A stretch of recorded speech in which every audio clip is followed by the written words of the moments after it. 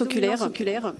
Donc quand on parle de chirurgie réfractive, que ce soit pour une chirurgie, pour des lunettes ou des lentilles, on doit déterminer les dominances oculaires. Il existe chez tous les individus un certain degré de dominance oculaire. On parle d'œil directeur, œil de visée, œil préféré. Je vais vous détailler ces termes et donner les méthodes de mesure. Alors, à quoi ça sert de connaître les dominances oculaires? Avant tout, ça sert à déterminer l'œil de vision de loin lorsqu'on va faire une monovision ou une monovision aménagée. Mais ça permet surtout de ne pas contrarier l'équilibre binoculaire. En fait, lorsqu'on va métropiser quelqu'un, on va passer d'une acuité visuelle brute à une acuité visuelle corrigée supérieure et déterminée œil par œil. Et là, il faudra faire attention à ne pas contrarier les préférences visuelles. Lorsqu'on a inversé une dominance, on peut avoir des problèmes de vertige, de déséquilibre, d'inconfort. Et lorsqu'on a fait une monovision, on aura une intolérance à la monovision. Je vous donne un exemple d'une personne qui vient pour un bilan de la vue, qui porte des lunettes œil droit, -2, 10 dixième P2, œil gauche, -2, 8 dixième P2, binoculaire 10 dixième. Je fais une nouvelle réfraction, œil droit, -2, 10 dixième P2, œil gauche, de 25, 12 dixième P2. Dans la nouvelle réfraction, on va avoir une acuité binoculaire qui est supérieure, mais si j'ai inversé la dominance, la personne elle sera moins bien. Alors, il existe 4 dominances. L'œil directeur, c'est l'œil qui a le meilleur contrôle oculomoteur. L'œil de visée, c'est l'œil qui guide un objet en déplacement. L'œil dominant, c'est celui qui ressent le plus d'informations sensorielles. Lorsqu'il y a une différence d'acuité entre les deux yeux, c'est celui qui a la meilleure acuité. Et l'œil qui est préféré, qui est l'œil qui va diriger la vision de loin. Alors, comment on mesure ces dominances? Pour mesurer l'œil directeur, la technique, le patient regarde un test en vision de loin. On va passer un prisme de 5 dioptries devant chaque œil. Et au retrait du prisme, l'œil qui reprend le plus vite la fixation est l'œil directeur. Lorsqu'on fait un PPC, l'œil directeur, c'est celui qui ne brise pas. L'œil de visée, donc c'est celui en vérité qui est pratiquement toujours mesuré. C'est la technique soit de recherche en alignant le doigt sur la cible, soit de regarder à travers un trou. Voilà, donc c'est celui qui permet de le mesurer. L'œil directeur, l'œil de visée, en vérité, c'est la même recherche. C'est une dominance musculaire. Ensuite, on a l'œil dominant. L'œil dominant, le sujet va regarder un test d'acuité vision de loin.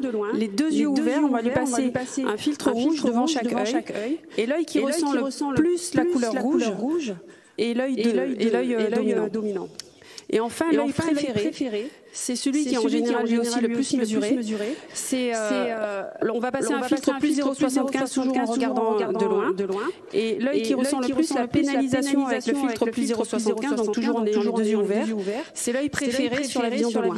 Donc là aussi, il y a une concordance normalement entre l'œil dominant et l'œil préféré. Pourquoi? Parce qu'au niveau du cerveau, l'œil dominant, l'œil de visée, il représente une dominance en fait au niveau de la zone musculaire, alors que l'œil dominant et l'œil préféré, c'est une préférence au niveau de la zone corticale. C'est la zone corticale qui nous intéresse parce qu'en fait, c'est elle qui conditionne l'œil qui est à privilégier sur la vision de loin. Et ce qui est intéressant d'avoir deux thèses dans chaque cas, c'est justement lorsqu'on a un doute pour pouvoir essayer de confirmer quelle est la préférence en fait que l'on doit choisir. Alors, en précaution, lorsqu'on fait cet examen, il faut s'assurer qu'on a une bonne métropisation. Et pour cela, il faut s'assurer qu'on ait l'accommodation qui soit parfaitement relâchée de manière symétrique. Je vais m'expliquer un petit peu mieux. Une personne qui aura un besoin de correction réelle, vision de loin, œil droit de 50, œil gauche de 50. Mettons que quand je fais mon métropisation, je vais pas la corriger complètement bien sur l'œil droit, je vais laisser un tout petit peu d'accommodation, donc on va être à plus 2 à droite, plus de 50 à gauche. En vérité, comme je l'ai mal corrigé, lorsque je vais faire le test de préférence visuelle avec le filtre plus 0,75, le brouillard réel à droite, il sera pas de 0,75 mais que de 0,25. Alors que le brouillard réel à la gauche, il va réellement être de 0,75. Donc dans ce cas-là, la personne elle va dire qu'elle est plus pénalisée sur l'œil gauche, et donc on va considérer que c'est son œil préféré en vision de loin. Mais si en vérité j'avais juste mal métropisé, je risque de faire une erreur de dominance. Et dans un cas pareil, si on avait fait une chirurgie réfractive de la presbytie en vision simultanée, on aurait malheureusement créé une monovision.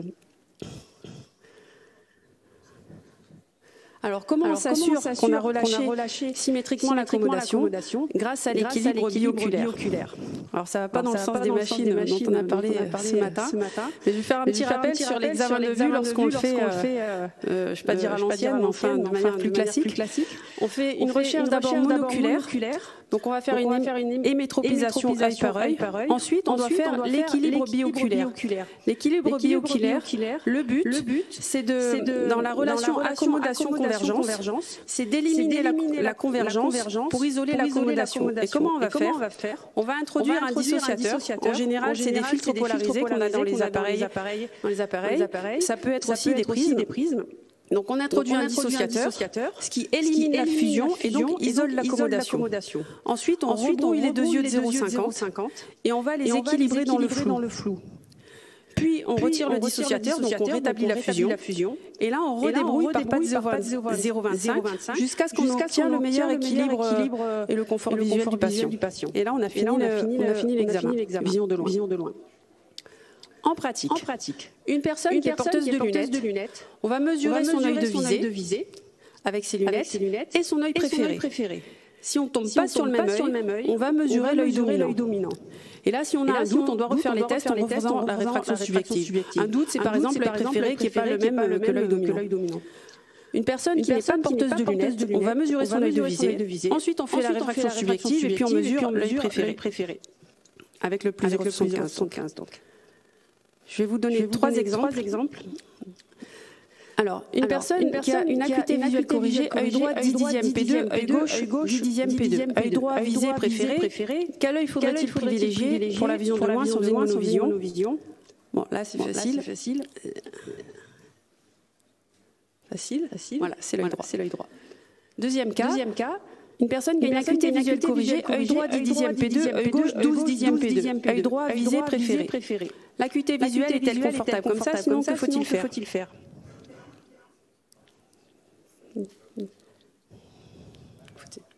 Que faut-il faire? Eh ben, il faut diminuer l'acuité visuelle de l'œil gauche parce qu'en fait, là, en étant dans cette situation, on contrarie la préférence puisque c'est l'œil droit qui doit garder la meilleure vision de loin. Donc on va pénaliser le gauche pour le ramener à 10 dixièmes pour ne pas dépasser l'œil droit. Ça peut être avec des lunettes ou avec des lentilles, peu importe. Et même si c'était une chirurgie réfractive, il faudra en tenir compte pour ne pas dépasser l'acuité de l'œil droit. Et enfin, dernier cas.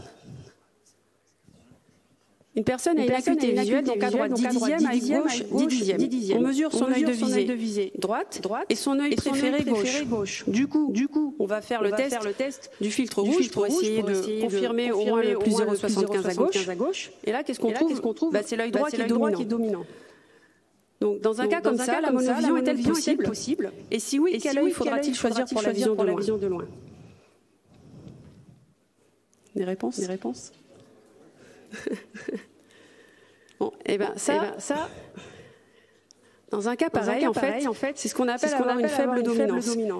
La monovision, elle va être difficile dans un cas pareil. Il faudra faire des tests obligatoirement avec des lentilles de contact avant d'envisager une monovision. Mais c'est un peu pour rebondir sur ce que avait présenté Nicolas ce matin avec le logiciel du presbycore.